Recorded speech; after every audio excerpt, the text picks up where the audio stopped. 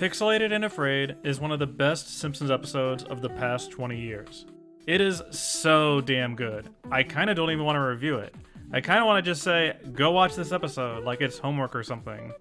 I know this is gonna sound like sacrilege, but this is the Homer and Marge romance episode of the entire series.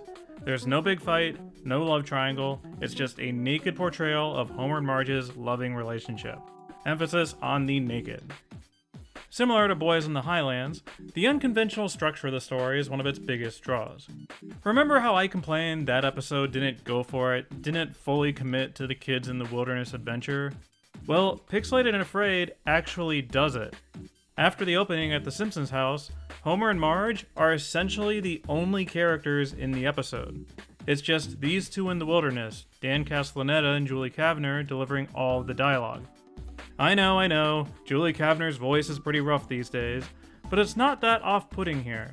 Honestly, the coarse delivery kinda adds to the overall vibe. This is a story that presents Homer and Marge as being very set in their ways, so comfortable with each other that they become boring, at least in Bart and Lisa's eyes. These two are content to loaf around the house under 9 throw blankets, watch trashy reality TV, and feed each other cheese puffs. Marge is definitely in her slob era, and I am here for it. Although I guess that's not totally fair, Homer and Marge are still doing mundane chores around the house as a team, up top. But I love how ordinary and commonplace this setup is, that Homer and Marge, who have had hundreds and hundreds of adventures together, just want to relax and have a regular life for once. On the other hand, Lisa does raise a good point that maybe Homer and Marge are in a rut, with how uninterested they are in a romantic weekend away. That they've become a couple who hates doing things. It requires so much effort. I definitely relate to their instincts to loaf around, but yeah, maybe these two did need a gentle push. The refreshing thing about the Homer and Marge relationship, though, is that they are always on the same page throughout the whole adventure. Sure, they're very set in their ways, but when they crash their car, they quickly grasp the gravity of the situation and work together on solutions.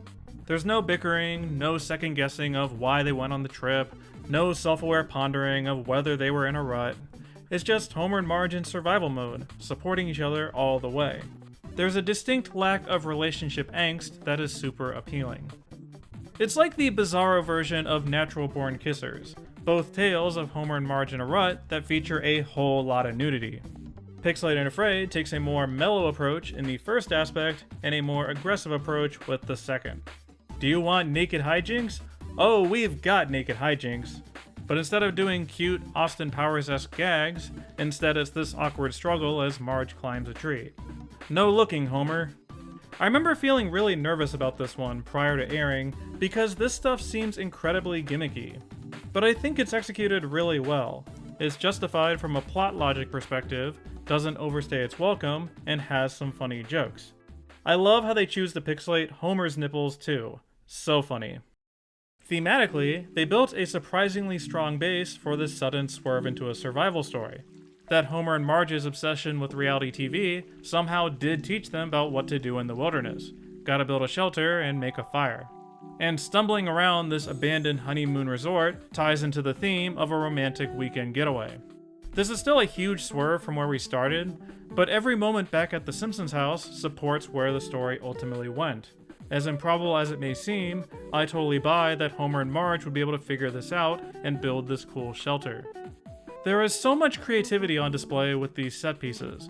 All of these one-off jokes about matchbook dispensers, love oil, and precious memories jelly. How they're able to use this martini glass decoration to make a chimney, stack up a wall of TV for windows, as well as a clamshell for a door. Their little shelter is so charming, so cleverly designed. The episode has a good feel pacing-wise for how often to challenge Homer and Marge and when to back off. Clothing themselves and building the shelter is a nice respite from the naked panic earlier. Give them this warm moment of success before dealing with the very real problem of finding food. They definitely yada yada yada over some of their hunting failures, merely doing a couple brief grumbly stomach scenes.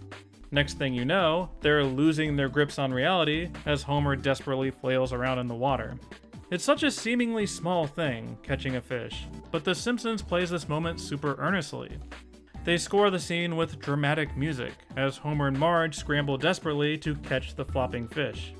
Once they do finally secure it and have that moment together, you really do feel their sense of accomplishment, Dan and Julie's performance evoking their sense of relief. Thankfully, the episode does hint at some underlying danger lurking in the forest to help keep the story on edge. I enjoy a good roughing it story, but yeah, these two definitely need a more active danger. Their choice of using a Wolverine is an excellent one, not only for its functionality later, but it's a unique choice for the show. We've done lions and tigers and bears before, a few wolves and elephants, but a Wolverine feels like such a wild and unfamiliar animal to most people not from Michigan. Seeing that thing pressed against the TV window is genuinely terrifying. My only note on the Wolverine is that maybe its setup with the glowing eyes is too cliche, especially since they do the same thing twice. But I like how it suddenly sideswipes Homer and Marge, how Homer very quickly and desperately decides to distract it away, and then Marge nervously wielding this weapon to protect Homer. This is fundamentally a Homer and Marge teamwork story, and they manage to put together a climax that shows off what a great duo they are. The callback to the up top from Act 1 is chef's kiss level of good. This is gonna sound weird, but I love the decision to have Homer just bash that Wolverine to death. We don't see anything, but look at how bloody that club becomes. Wow. I love the decision because The Simpsons tends to play these kind of situations safe. Go the more lighthearted comedic route, where the animal runs away or something. We're here for a good time, not to see Homer bludgeon an animal to death. But I appreciate that they went there, that the episode stuck to the premise that this was a kill or be killed survival situation. Plus, think of all the Wolverine jerky Homer and Marge ate. Now that's good eatin'. Now, the Wolverine part was scary for Homer and Marge, but narratively, I found this scene even scarier.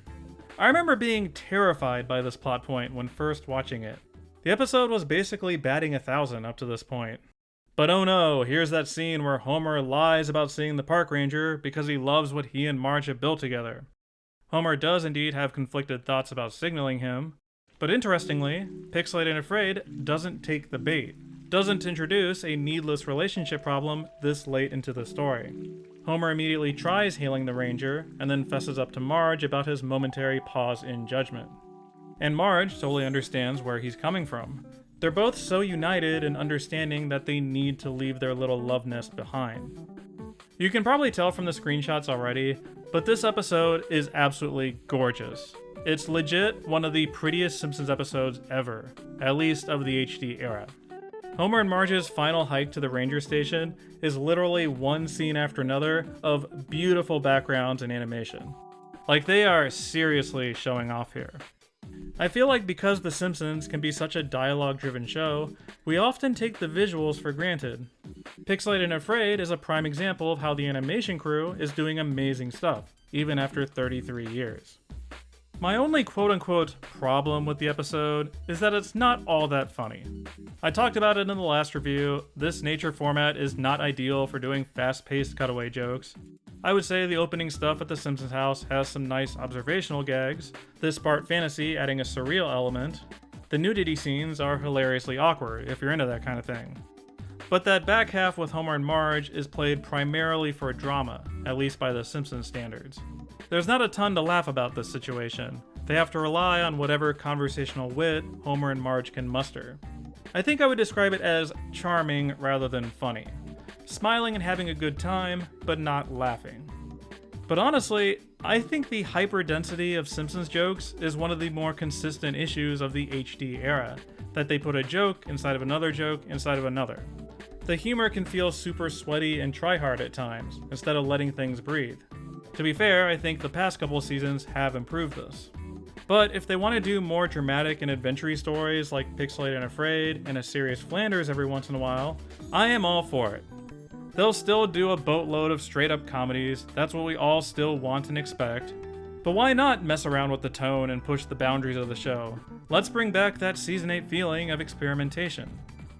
That being said, as weird as Pixelated and Afraid is, the reason this experiment works is because they got the Homer and Marge relationship right.